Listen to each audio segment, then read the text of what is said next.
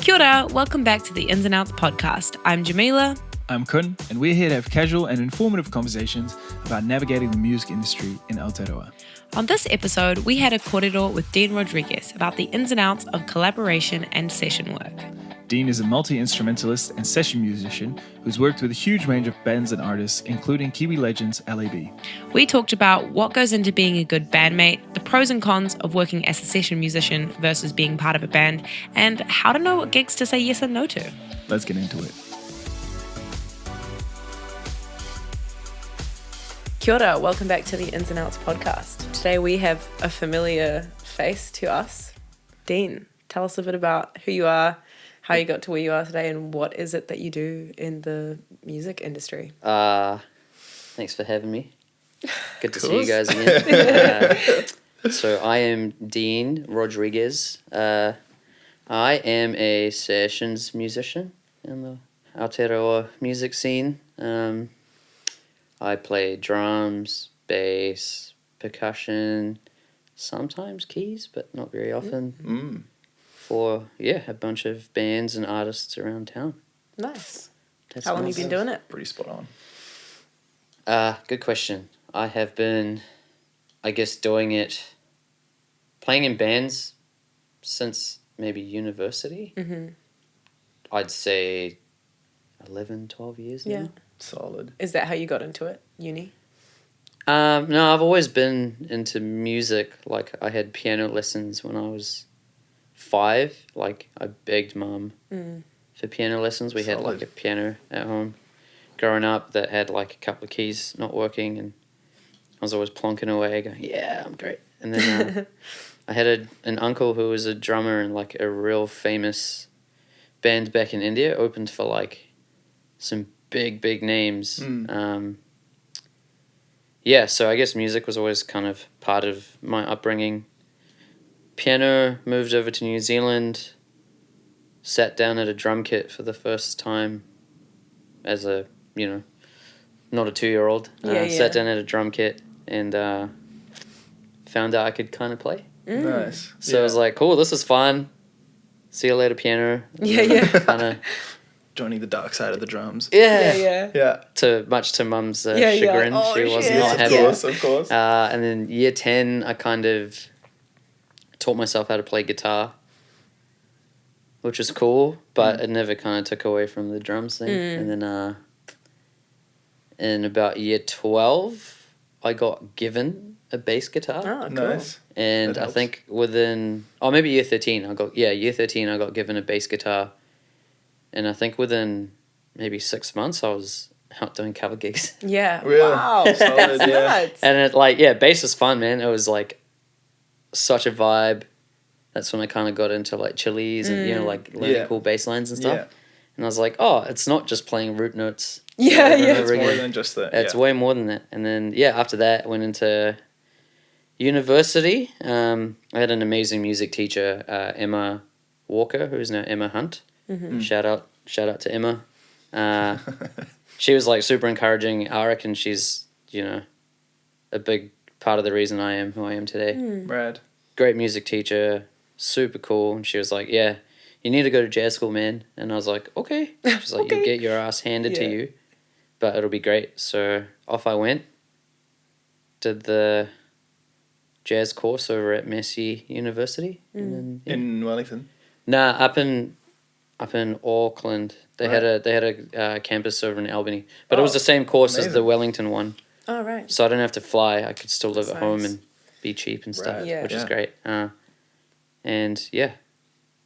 rest is history, I Yeah. guess. This is history. Yeah. And then you moved into, you were already playing cover gigs by then, probably during your time at uni. Yeah. And of course, that just became more and more of probably a weekly, or I don't know if it was weekly, but a reoccurring thing.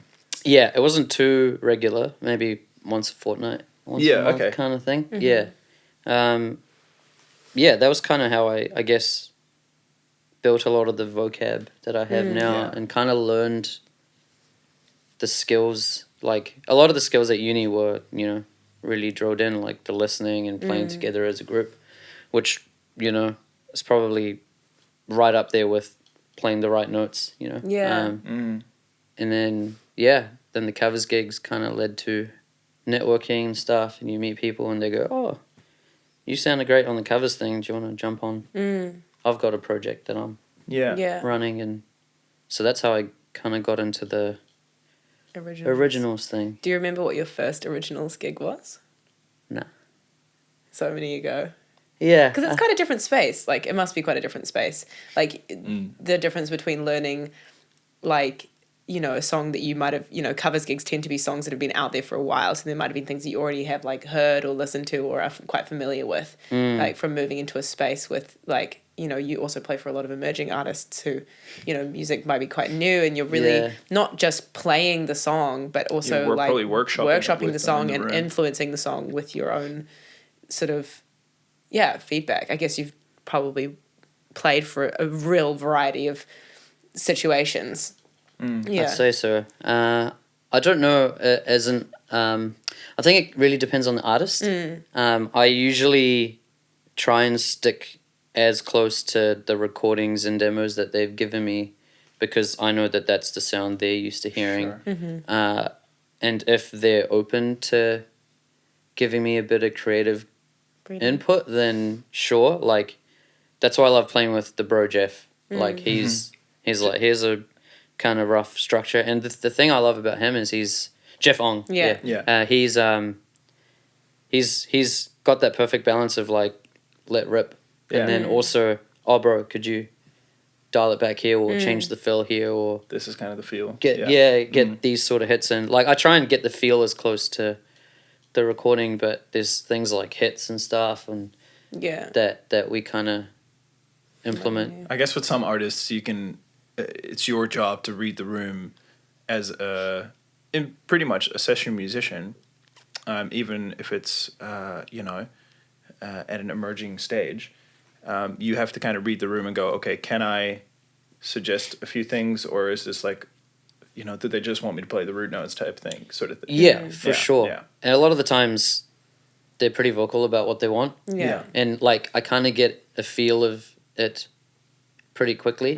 And like, at the end of the day, I'm basically there to do a job. Yeah. And sometimes, I mean, it's the big thing is just putting your ego aside and serving the music, serving the artist. And if they go, this is the vibe I want, great, and I've kind of learned to figure that out quickly. You get a sense of these sort of things. You have to. You find that it's because you've probably worked with quite a lot of people. Would you say that it's important for the artist, because this podcast will be there'll be people listening who are like, cool, I want to be a session musician, and there will be artists listening going, okay, I need a session musician, or I work with session musicians. Would you say that it's relatively important for an artist, like, to have certain things prepared going into a rehearsal so that the session drummer can know like where they stand? I think making things clear up front is great.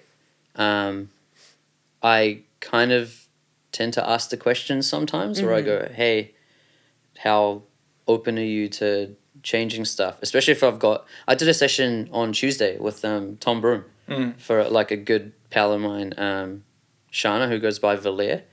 Sure. Yeah. Oh, she's amazing. Cool. Super cool human. She sent me a demo and I listened to the kind of drums on the track, and then I was like, I don't know if that's the vibe she wanted, so I gave her a ring on the way over to the session, and I was like, hey, in my head, I was hearing like it kind of stopped. It was like a kind of country-ish vibe, and I was like, in my head, I was hearing like Stop This Train by John Mayer. Yeah, sure. Just to fit over the like guitar pattern. So I rang her up and I was like, hey, are those the drums that you want? Because I'm happy to... And she was like, nah, I was thinking maybe more country, but like if I hadn't given her that ring, and I was like, oh, cool, because in my head I was thinking Stop This Train, and she's like, perfect, that's it. Like it's, but like she's a good mate of mine, and I know that we have that kind of having that relationship is much easier. Whereas if it's like someone that I've never worked with before, I'm probably more likely to let them take the lead, and if that's what they want to do, then sweet, like that's Yeah, and in that sense, it might That's be... great too, because they know exactly what they want. Yeah, and it might be more like their responsibility, if they are wanting your creative input, to make that known. Like, to be like, oh, hey, like, I know that I sent you the demo and that this is what the drums sound like on there, but I'm totally happy. Like, if you have any ideas, like, please shout them out, let me know. Yeah. Because I do think that, like, in, you know, I've been the artist in working with people, just playing with people for, you know, it might be for uni or whatever, but the concept is sort of the same. And definitely throughout that process, I learned, like, oh, like, it's actually, like, up to me to give the creative direction in a sort of certain sense. Because you're band leader in this case because it's your music. Exactly. Especially if those people aren't, like, super close mates of yours, and they're gonna want to be, like, polite and respectful of what you've decided, or, you know, it looks like you've decided. So I think it is important as an artist to, like, sort of either know what you do want or be aware that you don't know what you want, if that makes sense. Like, it's okay to be like, hey, session, like, guitarist, I have some kind of concept of what I want, but I actually am not certain. Like, I would love some creative direction from you, if you would like to have input, versus just being like, look, these are the exact lines that I want you to play if you can play them. I think it's important to, like, know. That's something that I definitely learned, is you need to know what you want people to play, or you need to be vocal about being like, can I have some... Yeah, which is, of course, hard to learn as a sort of emerging artist, or, you know, if you're just starting on your journey and you're bringing in other people who are maybe a bit further along, to then for the artist to say, like, hey, look, I'm only just getting started, like, please tell me what a good drum sounds like, or like whatever. Yeah, and it's probably a good idea to, like, if possible, you know, you're probably in comms with these people for a bit before you play with them. Probably good to let them know earlier rather than later, because some musicians, like, you know, you want something different out of playing. Like, you might be like, I'm actually, like, I just want to show up, and, like, it would be good if you actually could tell me what to do, or, oh, I'd actually love to have some creative direction. Yeah, because sometimes you're just literally reading off the charts, right? Yeah, a lot of times. Or, like, the way it works is I will write a chart as close to from listening to the demos, demos or the song. If it's for a live gig, I try and get it as close to the recording as possible. There's obviously stuff that I physically can't play, like, you know, there's things where they'd have, like, I don't know, 6 different things happening at once, and then I just pick. It's like programmed drums or something. Exactly, yeah, programmed drums. Oh man, bane of my existence. But it's fine. Like, you find creative ways to work around it, you know, and, like, if it means I have to use the SPD to get some of the sounds, so be it. I prefer not to, but again, you're serving the music and putting your ego aside. Yeah. So it kind of forces me to be a bit more creative about choices that I make, and also more selective about, do I really need this cool cowbell part, or is just playing the meat and potatoes of a groove going to serve the music, you know? Yeah. Like, will I make it sound good playing an extra cowbell part? It might not. It might not sit as good as just the, you know, 4 on the floor vibe. But it's just making choices like that. And then if I get to rehearsal and the artist is like, hey, can you do the cowbell thing? And then it's like, yep. Yeah. Sure. I know that was in the demo. Yeah. I remember it sounds like this. Yeah. What would you say are the, like, things that you have ready before you go in to play session drums for someone, whether that be recording or live? That might be slightly different. Oh, right. I kind of treat them both the same. If I know that, studio stuff's a little bit different, because you could have it all prepared and then it just goes that, like, a completely different direction, which has happened plenty of times before. So I kind of, like, approach the studio thing with, like, more of an open mind. Like, I come prepared in that, like, I make sure this is for both. I make sure all my gear is, like, reliable and works, and there's no bits. I mean, stuff's going to go wrong, but try to eliminate that as much as possible. As possible. Yeah. I try to bring a wide array of, like, maybe cymbals and a couple of snare drums, because you can tweak a drum to kind of get it close to the ballpark. So having a couple of musical options for studio is great. Show up on time. Yeah. That's a big one. Huge. And then just be a good hang. Yeah. You know? Like, just be a good person, good to have around. Don't, like, start drama or anything. Just, you know what I mean? Definitely like, don't. Yeah, especially in the studio. Like, that's some long days. Like, a lot of... Can be a fragile space as well. It's so interesting and for everything in this sort of like world, but particularly when you're playing with other people, it's like there's part of it that's about like technical skills, like whether you have the knowledge, the skills, the gear, and the like organizational skills. But then there's part of it that's just about personality and things like showing up on time, like being a good person to hang out with, like being able to communicate in a good way, adding to the space rather than removing energy from the space. And I do think that you notice that the people who do well as session musicians have both of those qualities. Yeah. They're really good at what they do and diligent. Like, you know, I know that you practice a lot as well in your general life. But also, you know, you're a cruisy person to be around. I think if you had one or the other, it wouldn't work. Yeah, that's what makes people talk about you in the networking sense, is being like, oh, like you should get Dean. Like he plays great. He plays great drums and he's a nice guy. Like it's a package. Oh, thanks. But it's about that. It's definitely about that. You know, like there's some mega talented musos on the scene and they might not get as much work as they could just because, you know, they could be difficult to work with, a little bit micromanagey, a little bit kind of what you were saying earlier, like again, just that leaving the ego at the door. Exactly, 100%. That's so key, man. You know, like it's like another big thing is like making sure that you say yes, or you like really vet the people you say yes to. That's something I'm a bit of a yes man, and I love like.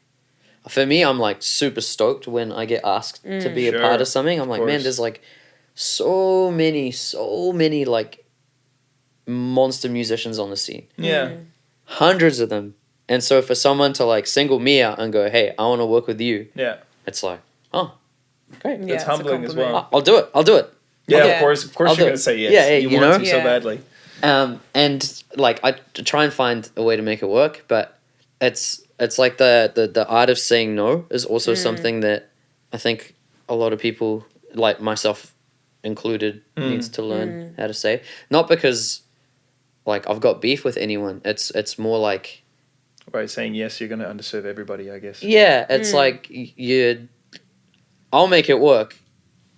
I like somehow always do, but it's like know your limits and know what you're really good at and know what you're not good at. So if I got hit up to do like a real like heavy keys gig, now I would pass that off to someone, right? I'd be like, hey, there's dudes I know, get in touch with them. Yeah.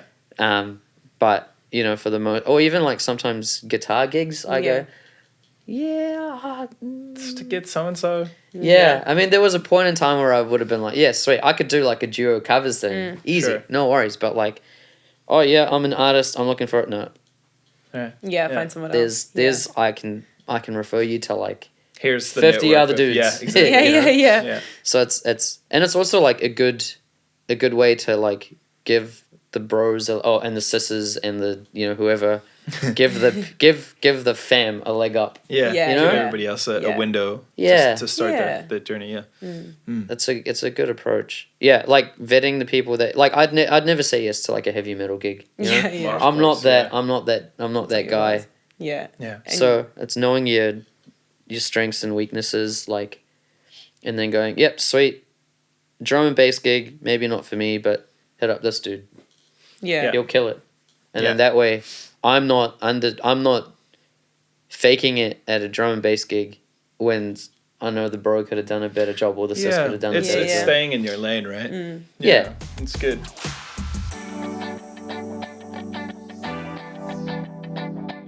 And then for the things that you do say yes to, and say these are sort of, you know, large scale gigs because you're touring with some fairly huge names in New Zealand, let's say.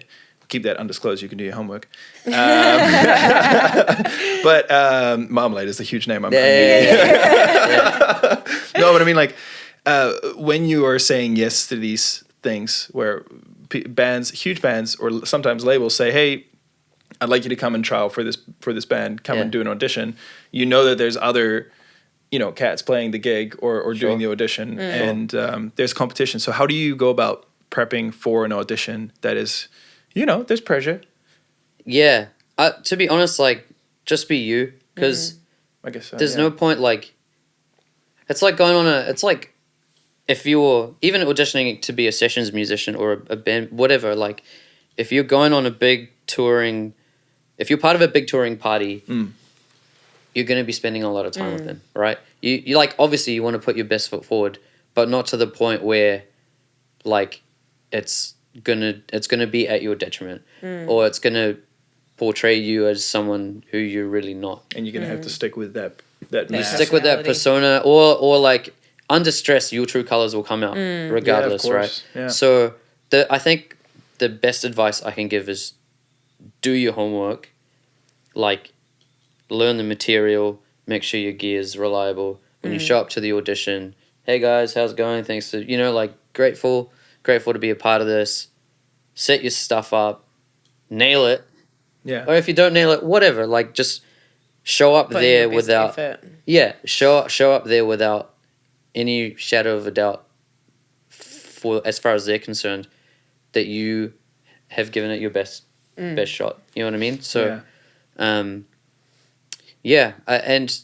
cuz if you say like if I show up auditioning for a punk rock band and I show up in like, I mean, I kind of looked the part already with like the tattoos and stuff, but like say I wasn't covered in tattoos or whatever, you know what I mean? Like I'm not the guy that will dress the part. You know what I mean? To Like sort of try and fit the bill. exactly. Like I'm not gonna shave and put a big mohawk up and get my lip pierced and you know what I mean? Like wear a bunch of makeup and show up. It's like, because when that's just not who I am. Like I'll show up in jeans and a t-shirt. Yeah. And just go, yeah, this is me. This is what you're gonna get. It's fair enough. That's what you're providing. And of course, that's and what like you're you saying, say, you're still putting your best foot forward. You're still like You know the material. washed and you got clean clothes on. Yeah. And you're like wearing a night. You're not showing up looking slack. But yeah, like you're not gonna change. You shouldn't be changing your personality or the way that you look to fit that bill. Because like you say, like that's just going to be a long slog if you end up being part of that. Yeah, band. And the other side of the coin is, it's in their best interest to hire someone that fits the bill perfectly. Yeah. You know? That's true. And like, and this took me like a huge amount of time to realize that sometimes you're just not the right fit. You can play all the notes, you can nail the gig, but maybe you just don't have the look, or like, just not the personality fit. It could be a personality fit. Like I'm a bit of a nana. Like when I'm on tour, like as soon as I'm off stage, I'm in bed. Yeah. With like, a Lord of the Rings book or a Harry Potter. Like I get me off stage. Like I love the post gig hangs. Don't get me wrong. Yeah. But I'm not gonna be up till like 3:00 in the morning partying. Yeah. I'm gonna be in bed, trying to get sleep. Yeah. That's fair enough. That's whereas keep doing it, to be honest. Yeah, 100%. But like, if that's important to some bands, then great. You just like it's a marriage. It's like both. It's got to suit both parties. Yeah. So as long as you show up, you're prepared, you've got the material learnt, your gear's reliable, you've picked cymbals and snares or your pedals or whatever to fit the mood, the vibe. If they don't pick you, then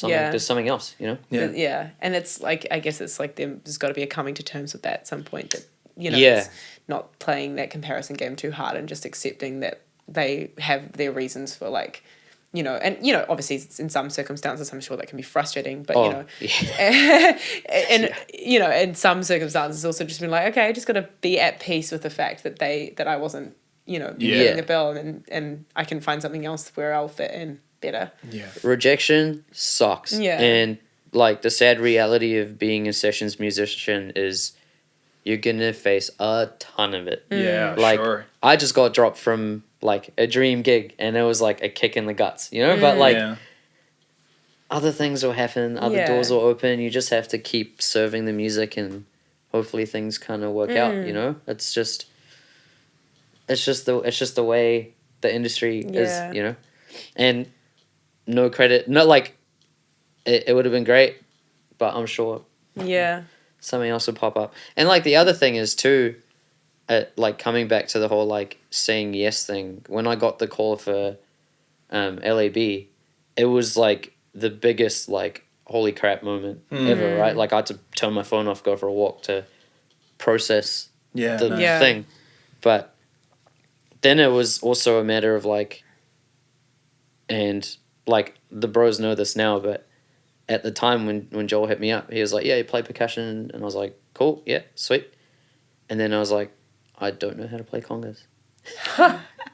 I don't know how to play congas. Yeah. Like how, and then I did the countdown, right? Like summer's coming up. He hit me up in June. Right, so you know that the deadline. There's a deadline, but then here's the thing, right? I think this sort of kind of not separates the men from the boys, but like it shows how hungry you are. Yeah, Right. yeah. And I was so Because you hungry. went and learned how to play the congas. I was so hungry for that gig. I was like, you know what? Like this is my one. This is the chance. This is the opportunity of a Yeah. lifetime. You know, Yeah. like there's people I know that would chop their like left leg off to have what, you know, like. So I was like, you know what? I'm gonna say yes, and I just made myself do it. Like, Yeah. Make it work. from 5 o'clock every day, I was just borrowed a pair of congas off my uncle because it was during lockdown. Yeah. Oh, So I sweet. That's texted not a him. bad time to learn how to play something. Exactly, Yeah. right? So I texted him. I was like, I need your congas. I'm coming to pick them up now. Leave them This is outside your happening. house. Leave them outside your house.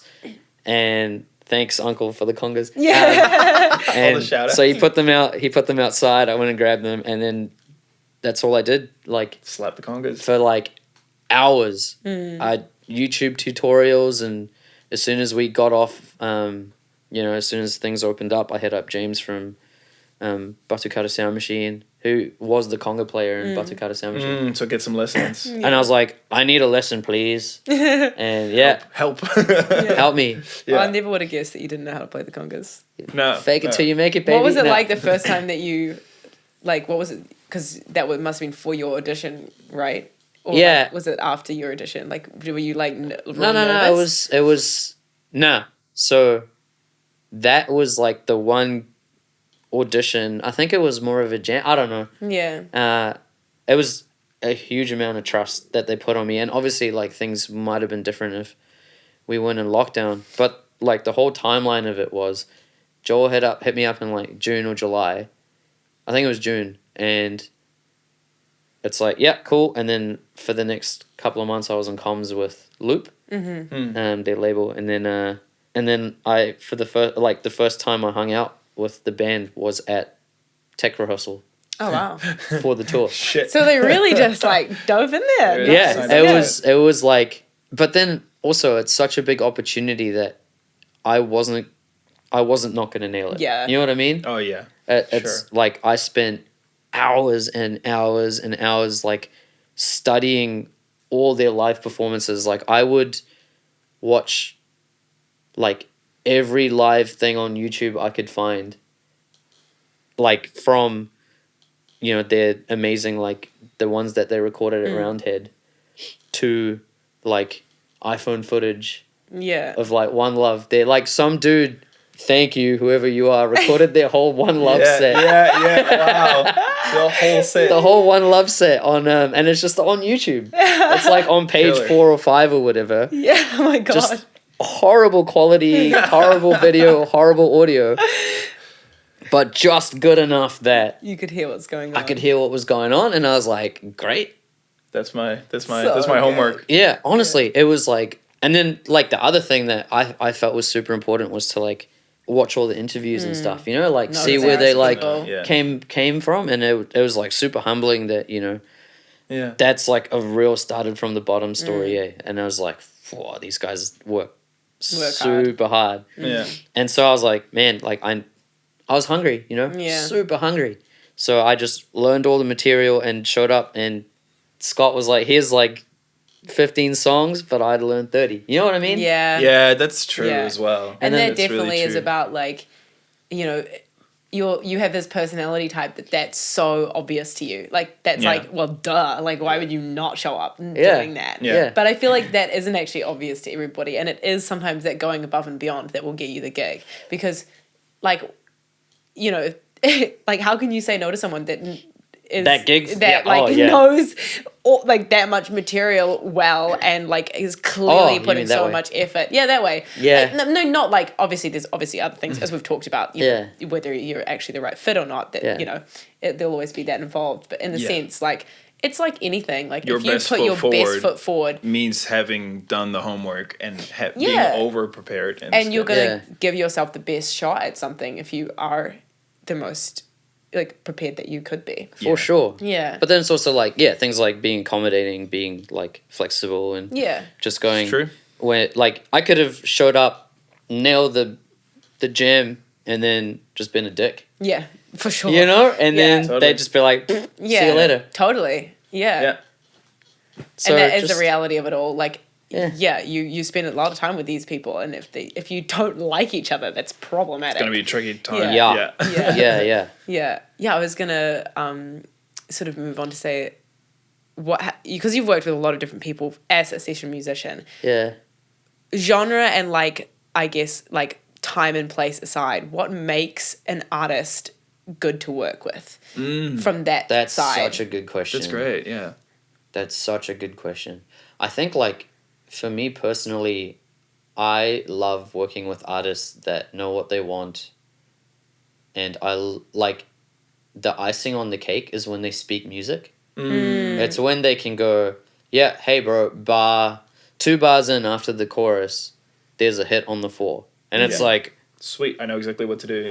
It's like a language. yeah, or like people that like speak drum or like can sing out the da da da da da. I need you to play that phrasing Yeah. in like the 5th bar out. You know, like someone if I'm doing a studio session where they go, here's a bunch of reference tracks. Yeah. that I helps too. need this vibe, and you're Yeah. like, Great. great. Yeah, and that's relevant for any musician, like whether you're a session guitarist, a session Yeah. drummer, a session bassist. Yeah, like totally. having someone that knows, like has their shit together in that perspective, which probably looks similar in the sense of like being on time, being good at communicating. Yeah. Like having your demos and your songs like in some format or some way to then indicate to whoever you're hiring, like, you know, I would like you to pay for my EP release. Here's my like EP recorded and like even if it's demos, like this is what the songs sound like. Here's some reference tracks of what I'm sort of like looking for the vibe. If they don't have, you know,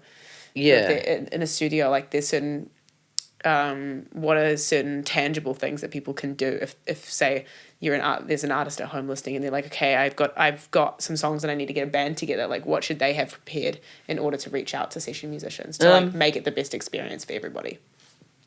For studio, Maybe or both. for both? Yeah. Yeah, I think like setting expectations up front is a big one. Yeah. Going, hey, we've got like 4 shows booked in. This is what we're doing. This is what we're doing. We're playing. This is the set. We're playing 45 minutes. Here are the songs. If you're sorting out backing tracks, here are the backing tracks. This is the fee. That's like a super like making sure, because the thing is like you're booking people who earn a living doing this stuff, you know, You're working with people. being super upfront about going, hey guys, there's no money in this, or the Yeah. only money coming in It's from is gigs. Sort of thing. a split from the gigs. There's 4 bands on the bill, Yeah. so we're taking a quarter of the tickets, which will be split after band members. expenses, split 4 ways between the 4 band members, and that's the fee. Or they go, sweet, I'm just going to pay you guys $100 each out of my own pocket, and I'll keep whatever comes in. It's just like being upfront about that sort of thing. Yeah. Where, and the thing is, as a sessions musician, you also should have every right to say no. Like Yeah. if you feel like those Totally. terms aren't your buzz, say no. Yeah. You know, like say no, and then I don't know, maybe recommend someone else that might have done it, or let the just open, honest communication with the artist, going, hey, that's kind of not That's not my Not buzz. great, Like yeah. I think right. Yeah. if it's a money thing, then you just go, hey, look, I kind of can't Yeah. commit. I'm putting aside this amount of hours to practice, learn the material, show up to like 3 to rehearsal, however many rehearsals. Sorry, I just can't do it for, you know. Yeah. But yeah, it's just super important to have open communication from both both parties about that sort of thing. Reference tracks are amazing if you've got them for studio things. Yeah. And I think it's your job as an artist as a band leader, to have some idea of knowing what you want. I guess as an artist, you need to know who you're talking to as well. Whether you are talking to a potential new bandmate or a session musician to play on your tour, right? That's quite a big difference. And I guess, as an artist, you really need to know the difference. Part of being upfront as well is being like, hey, I'd this like is to what we're hire doing, you as the a tour, session musician or, to play for these shows, or hey, I'm looking for a new band member, because your yes or no is going to be really dependent on those things, because you might have time to play for someone as a session musician, but you might not have time to be someone's band member. 100%. Yeah. And someone, I can't remember where I read it or who showed it to me, but this is from like a sessions muso perspective, or like just any musician in general. It's like when to say yes to the gig. And it's got to tick 2 out of these 3 boxes, which is I've heard this. Money, the people that you're playing with, and the music that you're playing. And if you're kind of tossing up about a gig, if it ticks 2 out of those 3 boxes, maybe say yes. Yeah. Obviously, if you've got the time, like if you're going, I have the time, I don't know whether or not I want to commit to something. And I guess it also depends on the situation you're in, right? Like, if you're doing okay financially and the music's terrible, well, subjectively, but you're hanging out, it's with mates. Yeah. It's with mates and you're making money, but maybe you're playing, like, terrible gigs that you really kind of are very over. But then, like, then it becomes about the hang and the paycheck when you get home, It's true. And it really is just showing up to work. Yeah, and it's like if you're in a tight spot and you're struggling for coin, then sometimes the one tick on money is fine. It's you good, show up, do the mahi, get the paycheck, and then see you later. Thanks for the gig. And go about your merry way. But that's a big one. That, and I kind of try and live by 2 to 3 that. boxes. Yeah, I like that. I find that it's really helpful when you can have like a tangible. It's hard to make decisions on things sometimes, especially when you're like there's like relationships involved and you kind of have a little bit of time but not heaps of time, and you're on the fence, because sometimes it's a no and sometimes it's a yes. But it's good to have something tangible to turn to when you are in a moment of like, do I or do I not? And you can actually sit down and be like, okay, like let's lay it out. Like how much do I actually want to be involved in this? And you can have some clarity on that. Yeah. Yeah, it comes back down to having a very clear idea of what the project is, and for the artist to communicate what the project is. And same as if you're joining a band as a not as a session player but as a band member, you also still need to really know what's going on. 100%. Yeah.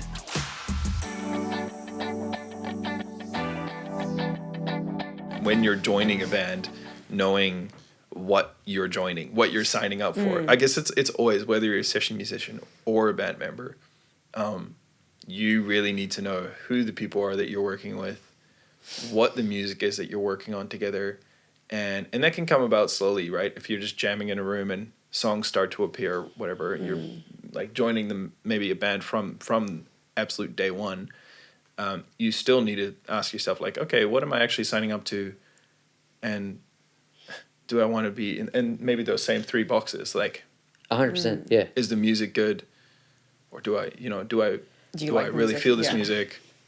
Are the people good? Is there potential money involved? Would you the say money is almost always a no, right? I was going to say, like, music, do you think that those from, like, 3 things are weighted differently when you're being part of a band? Yeah, I think there's nice. I would say so. There's a little bit more of me in a band that I'm in. Yeah. Whereas playing for artists and stuff, like, sure, you're still kind of maybe allowed to put a little bit of your own personality and flavor into I mean, obviously 2 different drummers playing the exact same thing are going to sound vastly different. Yeah, totally. That's why people get hired. They get hired for them. Yeah. Sometimes, So it's like having that more of a creative input and more of a, hey, this is wholly and unapologetically me. You know, like it's having that's a big tick, you know, saying, even having like a portfolio of stuff that you can go, hey, this is stuff that I've played on and parts that I've written and parts that I'm stoked with. You know, versus like this is the part that I played that I was I've told to. completed. Exactly. Yeah. This is me. Yeah. Emulating demo drums on live drums and maybe adding like a fill or two of my own. You know, or just making demo drums sound human. You know, there's I think a lot to be said about doing creative stuff, and I think it's good to do both. I find it's been a great balance of doing both, and I'm not quite sure which one I prefer yet. Interesting. Nice. You know what I mean? Like they both have their drawbacks. They both have their positives. I think like as a sessions musician, you kind of don't get a say, as much of a say. You know, in fact, you're kind of told what to wear, how to, I don't know, like, this is what you're playing, you show up this time, this is what you're wearing, and this is exactly what you have to play, and you have to do that night after night, to some extent, obviously. When it's your own band, there's a little bit more of you in it, but then there's also way more admin. Yeah. It is because you're part of. Well, it depends, right? In an ideal world, maybe the band has a manager and a whole team, and you really only write the music. That's like, I guess, everyone's dream of like 100%. making music is that you're only making the music and recording and releasing, and you don't have to think about any of the logistics and stuff. And someone else books the tour, and you just go on the fun journey and play the epic shows or something. And it's all like payoff. But you're right. As a session musician, I can imagine it's much more show up, play the gig, and direct payoff. But also, like, the relationships can become more important in a band sense as well, probably. I mean, not that, I guess you're probably spending equally as much amount of time, but, you know, if you are going to be creating stuff with people, you kind of need to be more on the same page in that sense versus just in a musical sense. 100%. Yeah. I think there's also, like, a little bit more pressure that your head is on the chopping block a little bit. I think there's like a little bit of that. Being a session musician. No, as a sessions muso, you know, like you're replaceable. You are replaceable, but like I don't know. I don't think there's anything wrong with that. Yeah. Again, if you're not a good fit, you're not a good fit. Yeah, you kind of want to be replaceable in a way, because if it's just not a thing that's working out, then it's not working out. 100%. And like you never know if like a big, I suppose like doors will open and your priorities could change, and you know, like it's a lot, I guess, easier to maybe walk away from from session stuff than maybe like a band. It is a big commitment, and session stuff is you can be like, sorry guys, I'm busy. I've got a big tour for the next couple of months, but the bro here will nail the gig. You know, cover me or take the gig on or whatever. You know, like There's pros and cons to each. Yeah, definitely. Yeah, it's interesting that you do both, I think. That's like, I mean, being in a band is also new for you as well, so that must be an interesting experience. fairly new, It is what it is, you know? Like, it's cool to I guess, have that, because I've never had things that I've recorded that are, you know, I've just gone, sweet, this is the parts I came up with. There you go. Here you go. Yeah. There's like a lot of that, you know, session stuff. You're working with a producer, you're working with an artist who kind of sometimes knows exactly what they want. There's been sessions where I've just done my thing, but done the job. It's like not necessarily for music that maybe speaks to me, or you know what I mean? Like as a sessions muso, you just you don't need to feel so passionate about it as you would if you're in a band. It's like it's cool seeing, it's cool being a part of someone else's musical journey, and that you're helping bring their music to life. But I guess that's where it ends, you know? It's like, cool, and good you luck hear with that. you hear a song that you played on the radio, and it's like, cool. I guess It's cool. Kind of like dissociated from it. Yeah, but bit. like when it's your song played on the radio, then it's a bit more special. You know? Yeah. I guess that is the payoff. Yeah. That is the it's emotional your payoff. creation in a Exactly. sense, and like your baby and your thing. Mm. Yeah. I think there's also more room to grow in a band sense. Like if you are new to playing like an instrument and you want to be part of a band versus being part of a session musician, like you can find a band at the same stage as you and like grow in that band. Like you might not all be like, you might still be learning these things about like how to be in a group, how to like be a technically good player and all these things. And if you find, it is important that you find people on the same page, but if you do find a band that's also just beginning, then you can kind of like, there's more grace in that sense, in terms of a technical sense. You know, you can be someone who maybe just is learning how to move from just playing the bass notes on a bass to like the root notes on a bass to like being a bit more funky and finding the pocket, finding like a band that's at a similar stage. Maybe you're a bit further on and everybody else in the band is also further on, and you're maybe finding like you're all great technically, but like that working togetherness is like such a cool place to all learn at the same time, or like I think that's how that like band's important because from both perspectives, like if you're an artist and you've never played live before and you're getting a band together, like you should be aware that you're the session musicians that you're asking, like you should find people on a similar scale. Because it's going to be like a bit awkward if like, you know, you're still learning how to be on a stage and perform and be tight, and you get one player as a session musician that's like on a completely different spectrum to you. Either way, like whether they're like really technically much more advanced or not as much advanced, I feel like that balance is really important to sort of know as an artist like who you're asking and what stage they're at, who you're working with, and But yes and no, because like if you're an artist, it's kind of like booking your sessions dude, right? Like if you get your mate Joe Bloggs to come in and play some, you know what I mean, like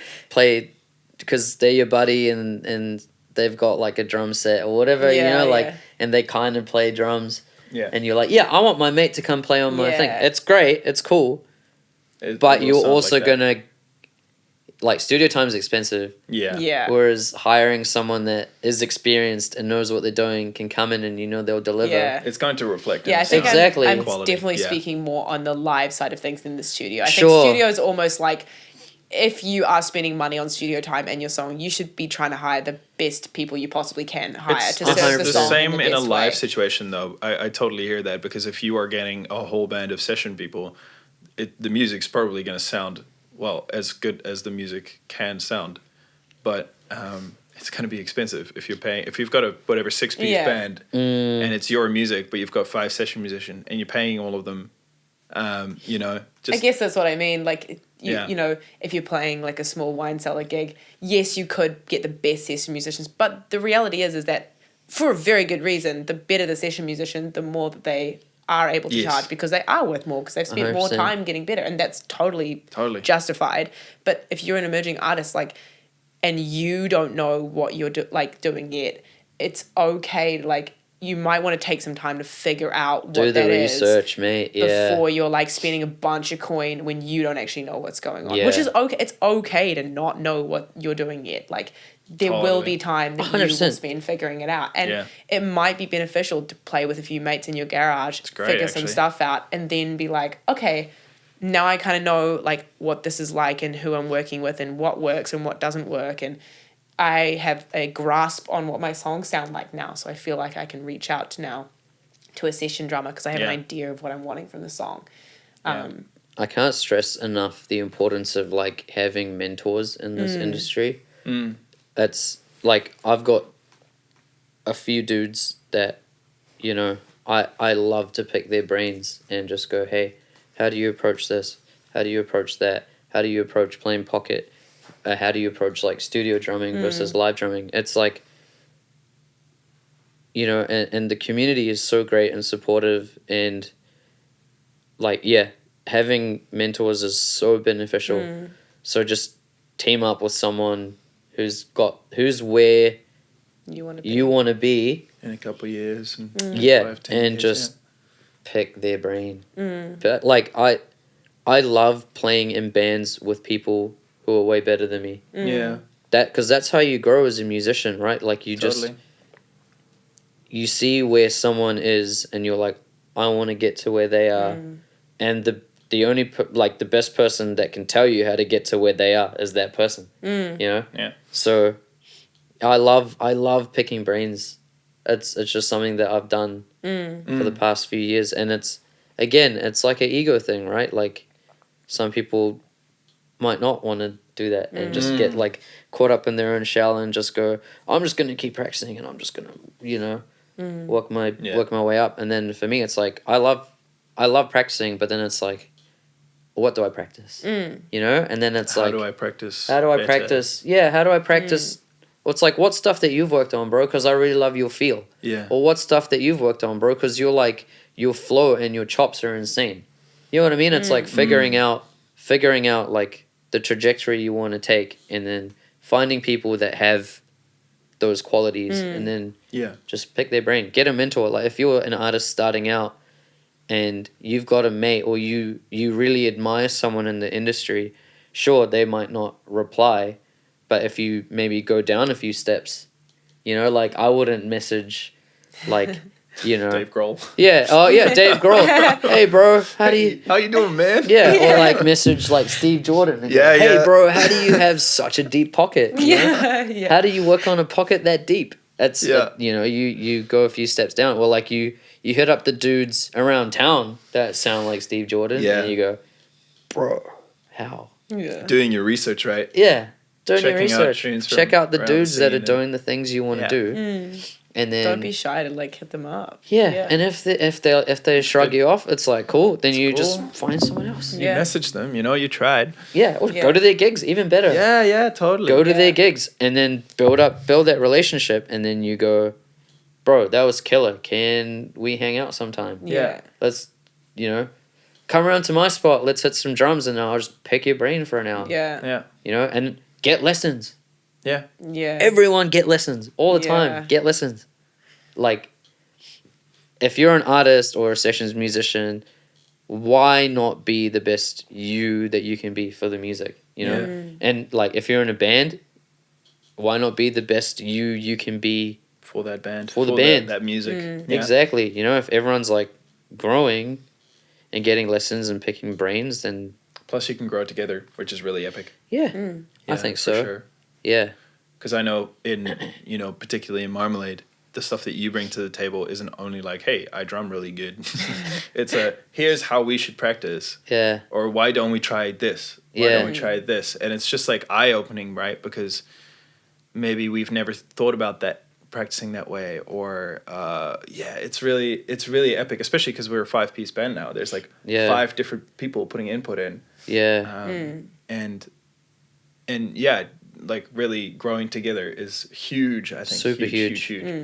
And everyone will have their different strengths in a band and different things that they bring to the table. And like you say, it's kind of funny because everyone is simultaneously in a band, most likely playing with people that are like better than them and worse than them in different areas. Sure. And everyone kind of can like follow, the person that's better than them at something might be like, okay, I want to meet that person there, and someone else might be meeting you there, or it's like circle of you're all meeting of like everyone has their strengths, and if everyone tries to like play to their strengths and to other people's strengths, then everyone does grow in those different areas, which is kind of cool, I think. It's awesome. Yeah.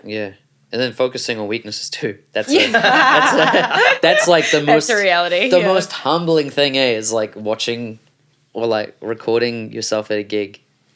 Like the most humbling thing for me, like this is like, I don't know, 9 years ago, 10 years ago, when I was like, you know what, I'm gonna try to do a covers gig to a click. And it's like, start the metronome, oh shit, it's gone. It's gone. Stop. And then, you let the song run away. And I was like, man, that was hard. Yeah. And then it's like, First time doing that, how do I do this? How am I gonna, if all right, cool, I'm playing covers gigs now, but if I want to play for the dudes up here, without a doubt they'll be playing to a click. Yeah. And then it's like, all right, got to get back on the horse. Dean's like, LAB's going to give you a call in 10 Back years, on the bro. horse. You better get on it. Yeah. This is what I need to learn. Like this is, things. It's really epic to find things like, okay, well, that I definitely need to be I able suck to do at that. that. I suck at Yeah, that. Yeah, figuring out, and that's the thing. Like, if you talk to the dudes in the industry or like your pals around the scene that are killing it, They'll tell you. They'll tell you. Well, you don't play the click. Like, yeah, that's one thing And you I think it's definitely like, need to do. Don't be disheartened by it, but be realistic about it. Yeah. Like, you don't need to be like, oh my God, That's I'm right. quitting my whole career because I suck. Oh, yeah, Just yeah, be like, yeah. okay, there's things I'm good at, and this is something that I'm not good at, and I need to get better at it. And so what can I do to get better at it? Like, do I need lessons? Do I need to practice more? Do I need to pick people's brains? Like, it doesn't have to mean that you wholly suck, but there's just an area that you need to improve on, and you can do that. yeah.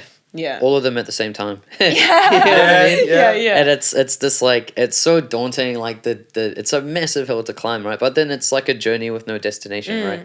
Because you're like, oh, but my time's crap. Oh, but also I need to work on like some flow stuff. Oh, And it's but easy then to I need beat to yourself up about Yeah, stuff. yeah, yeah. But then So like, easy.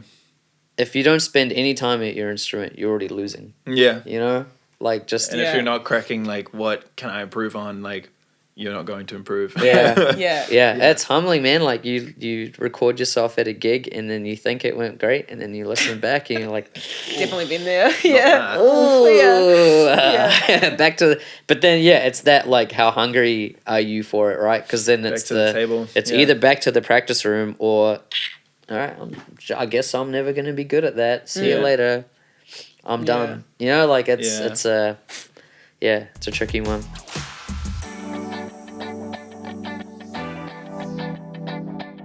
Okay, time to go home and Yeah. practice. Time to go home and practice. I need to go write some there's charts actually. There's so many different. I feel like we've talked to so many different like facets of things that go into like being a good session player, being a good band member, and being a good artist, like playing with other people. Yeah. But I feel like it all comes down to like there's like fundamentals, which is like being a good person, having your shit together, and being good at your like instrument or your role, whatever that be in a band. Yeah. And like when you can break it down to those things, you're like, okay, that's actually like not.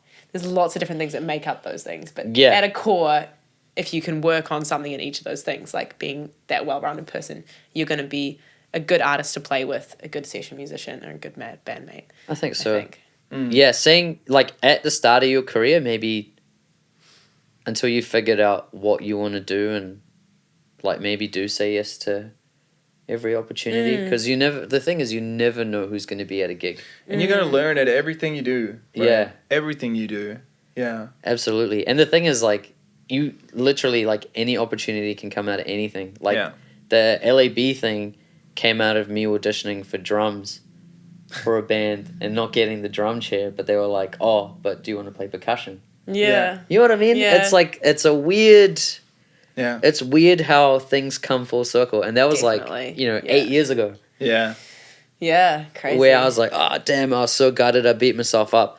Obviously, like, the dude that got the gig was like, oh, unreal. Such a but not, like, deserved it That was the 100%. I was like, there's no way I would have done that gig justice, you know? And I was like beating myself up about it. And then like, 8 years later, it's like, because I played percussion in Batucada Sound Machine, they were like, oh, you might as well play percussion for LAB, which is like, it's funny how things like that. And again, I could have said no, right? I could have said, I'm not a percussionist. I don't know what I'm doing. But it was pretty early on in my career, right? And so you just have to go, yeah, I'll give it a go. Yeah. And then you figure out what you can and can't do. And it's like, I can do this percussion thing. It's actually quite fun. Yeah. Apart from playing congas, like that was a later Dean problem. But it's and then the other piece of advice is like try and diversify your streams of income. Yeah. Oh yeah. That's a big one. Realistic advice. Like I think for me, I work a 9 to. I don't know how, but I work a 9 to 5, as well as juggle all the music stuff. The music stuff, which is like. It can be stressful. It can be tiring. You don't get weekends. You don't get a lot of weeknights. But it just comes down to... Finding your balance, I guess. Finding your balance, but then it's also like, how hungry are you? What do you... Like, how bad do you want it? And for me, like, the hunger hasn't turned off, Like, I'll probably be grinding up until my 50s, Yeah. you know, and it's just like, just still searching for that. I don't know.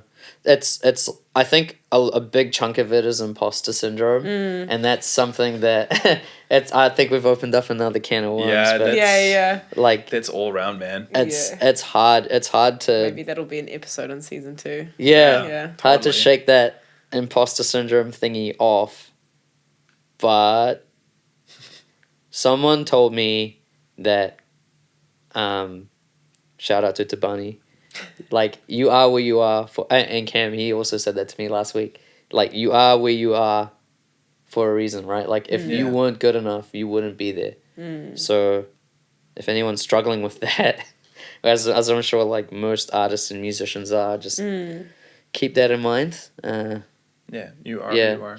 But yeah, diversify your streams of income if you can, just because you never know when another pandemic might hit. Totally. It's pretty And, morbid, like, but yeah, you know it's what I mean? true, It's yeah. super morbid, but like, also like this industry is so fickle. Yeah. Like, Yep. you know, you could get dropped from a gig like that, and then it's Yeah. like, oh, that's like a whole summer's worth of income that I was looking forward to, gone. Yeah. You break your arm or something. You can't Yeah, or play you break anything. your Holy arm. moly. Yeah. See ya. Yeah.